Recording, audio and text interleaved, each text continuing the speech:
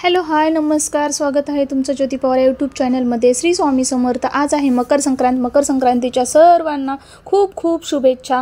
तर आज मकर संक्रांत असल्यामुळे बाहेरची पहिले मी पूजा केली आहे. सूर्याला पाणी वगैरे असं अर्ध्या अर्पण करून पूजा तुळशीची करून घेतली. त्यानंतर माझी पूजा झालेलीच होती, तुम्ही पाहू शकता. सुंदर अशी पूजा करून घेतली. मग सूर्याची पूजाही झाली. नंतर आपला खण आहे, कोणी सुगडे म्हणतं, कोणी खण म्हणतं. आमच्या गावाकडे तर सुगड म्हणतात. मग खणाने अशी मी पूजा केली. छान स्वच्छ धुवून घेतलं, हळदी कुंकू लावलं, त्याच्यामध्ये वाण भरून ठेवलं, दिवा वगैरे लावून घेतला. नंतर म्हटलं आज संक्रांतीचं, आज आपण तीळ आणि शेंगदाण्याच्या अशा पोळ्या बनवाव्या. नेहमी पुरणपोळी तर असतेच, नेहमीच मी पुरणपोळीच करते. तर माझं तीळ शेंगदाणे भाजायला चालू होतं, ते भाजून मी साईडला ठेवून दिलं. त्यानंतर मी कुकर लावत आहे. डाळ भात असं टोमॅटो टाकला मी कट करून, कारण तो कट करून टाकला की कसं मध्ये काय घाण वगैरे आहे का आपल्याला समजतं, आळ्या वगैरे असतात. तर मी जिरा राईस लावत होते. मग जिऱ्याची फोडणी पातेल्यामध्ये अशी करून घेतली. एक तमालपत्र, 1-2 मिरे, 1 लवंग, अशा 1 दालचिनीचा तुकडा असं टाकून, मीठ टाकून असं आपलं छान मिक्स करून मी कुकर लावून घेतलं.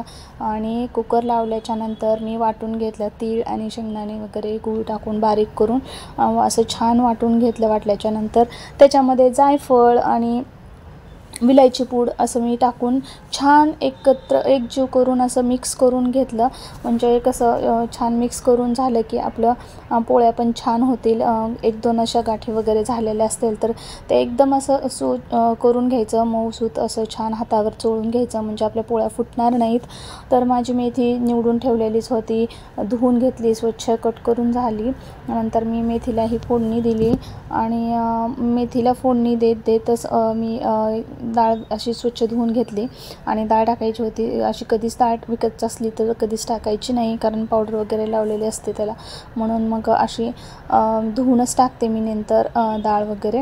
नंतर हिरव्या मिरचीची भाजी करावी म्हटलं छान, कारण वरण आपलं लाल टोमॅटोचं वरण मी असं सांबार टाईपच करणार होते, म्हणून हिरव्या मिरचीचं मी असं वरण करून भाजी केली मेथीची. तोपर्यंत आपलं कुकरही झालं होतं. मग डाळीला फोडणी दिली मी छान अशी. डाळ मी फेटून घेतली हळद वगैरे मी टाकून, आणि असं वरण मी सांबार मसाला टाकून मस्त असं वरण बनवून घेतलं. त्यानंतर वरणाला थोडंसं कड येईपर्यंतच मी इथं पीठ मळून ठेवलं. आणि भज्याचं पीठ भिजवून ठेवलं अगोदर. तर मग मी पापड वगैरे तळून घेतला, कुरड्या पापड असं तळून घेतलं, तुम्ही पाहू शकता. असं आपलं तळण तयार आहे. आणि त्यानंतर मी भजे करून घेतले. भजे हे आपले असे तयार होतच होते. तोपर्यंत पीठ मळून ठेवलं, पीठ भिजलं. तर मग आता मी याच्यामध्ये थोडंसं पाणी टाकायचं. हे आपण तिळाच्या असेल, शेंगाच्या पोळ्या करणार असेल, थोडंसं पाणी टाकून ओलसरपणा त्याला करून घ्यायचा, म्हणजे आपल्या पोळ्या फुटत नाहीत. थोडासा ओलसरपणा असला ना तर आपल्या पोळ्या वगैरे फुटणार नाहीत. एकदम कोरडा असेल की ती पटकन अशी पोळी फुटते मध्ये, आणि एकदम कडेपर्यंत जात नाही. अशा पद्धतीनं मी देवाला निवेद पण करून घेतले, घरी दाखवण्यासाठी, मंदिरात घेऊन जाण्यासाठी. आणि तुम्ही पाहू शकता माझी अशी तिळगुळाची पोळी कशी छान सुरू आहे. थोडीही माझी पोळी फुटली नाही. असं मऊसूत पीठ करून घ्यायचं छान, आणि पोळीचं आपले सारण पण छान करून घ्यायचं. अजिबात माझी पोळी फुटली नाही. असं हलक्या हाताने आपली पोळी लाटून घ्यायची. पाहू शकता तुम्ही. असा बघा माझी पोळी कशी टम्म फुगलेली आहे.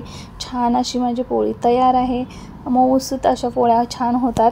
तर कशी झाली आहे माझी पोळी नक्की मला सांगा. अशाच एकामागून एक मी सर्व पोळ्या करून घेतल्या, काही चपात्याही बनवून घेतल्या. त्यानंतर मग असं ताट वाढून दिलं, देवाला पण असं नैवेद्य ठेवला आणि ताट वाढून दिलं आहोंना. असे आमच्याकडं चुडे बसवायची प्रथा आहे, लाकेचे चुडे असतात हे. तर मी कट करून थोडंसं असं हे करून तोंडाचं वगैरे असं पकडून दिलं होतं. माझ्या मुलीने चुडे बसवले, तुम्ही पाहू शकताय. भाजतं हाताला, पण ठीक आहे, तिला तर सवय व्हायलाच पाहिजे, म्हणून मग तिच्याकडून थोडीशी हेल्प घेतली. कसे वाटतात हातात चुडे, तुम्ही पाहू शकता. असे चुडे मी बसवून घेतले. नंतर मग आता ओसायचं होतं. मग हळदी कुंकू लावून घेतलं स्वतःला मध्ये देवघरामध्ये, आणि तिथं सुगड्याच्या तिथं ओसून घेतलं. नंतर आले मी बाहेर तुळशीला, असं ओसून घेतलं. तुम्ही असंच करता का, घरीच करता की मंदिरात जाता? अशा पद्धतीने माझं ओसून झालं. आता मी मंदिरात जाण्यासाठी तयार झाले, आणि खाली आम्ही आलो. मंदिरात विठ्ठल रुक्मिणीचं मंदिर आहे, तर तिथं काम चालू होतं, खूप गर्दी पण होती. आणि काम काम चालू असल्यामुळे जास्त गर्दी आणि जाता येत नव्हतं. मी बाहेरचं काही तुम्हाला दाखवू शकले नाही, खूप गर्दी असल्यामुळे. नंतर मंदिरात गेलो आम्ही आणि मंदिरातलं आतलं बाहेरचं सर्वच काम सुरू होतं. मध्ये तुम्ही पाहू शकता मूर्त्या नवीन आणलेल्या आहेत, पण त्यांनी बाहेरच प्लास्टिक वगैरे लावून असं ठेवून दिलेलं आहे. पहिले तर मी हळदी कुंकू लावलं, रखुमाईला आपल्या हळदी कुंकू लावलं आणि एक चुड्याचा जोड ठेवला. मग ते ओसून घेतलं, मग तिळगुळ दिलं, पाया पडले असे आणि मी बाजूला सरकले तर तिथं माझ्या सर्व मैत्रिणी मला दिसल्या. मग त्यांच्यासोबत थोड्या गप्पा गोष्टी झाल्या, हळदी कुंकू झालं आमचं, एकमेकींना ओसून झालं. कोणाची कशी प्रथा असते, कोणाची कशी प्रथा असते. तर आमच्या इकडे ना ओसा असा डोक्यावर ओसतात, एकमेकींना असं कुंकू लावतात, असे मांग भरल्यासारखं नाही का, तसं असं कुंकू लावतात आणि एकमेकीला ओसायचं म्हणजे डोक्यावर टाकतात आमच्या इकडे. तर मी अशाच पद्धतीने केलं. त्या म्हणत होत्या तुमच्याकडं असं असतं का? हो म्हटलं, त्यांना सांगत होते असं बोलत बोलत आमचं ओसा असतं. तुम्ही काय म्हणता ओसताना? आमच्या इकडं असं बोलतात, रामाचं पात्रशी तेला नेसवा, तीळ तांदूळ जन्मोजन्मी ओसा. तुमच्याकडे काय म्हणतात हे नक्की मला कमेंटमध्ये सांगा. आणि ह्या ताईंकडे अशी पद्धत होती, त्या पाहू शकता व्हिडिओमध्ये, त्यांनी असं केलं मला आणि ओटीला घातलं. तर प्रत्येकाची पद्धत वेगवेगळी असते, कोणाची कशी पद्धत असते. तर अशा आमचं संक्रांत माझी झाली. आणि पाहू शकता पाठीमागं माझ्या मंदिराचं काम सुरू आहे. मग तिथं गणपतीचं मंदिर होतं, तिथेही दर्शन घेतलं, घरी आले. अशी छानशी माझ्या मुलीने रांगोळी काढली होती, तिथे एक फोटो काढला. आणि आज संक्रांतीचं 5 बायकांना हळदी कुंकू द्यायचं असतं. मी माझ्या इथल्या जवळच्याच मैत्रिणींना बोलवलं.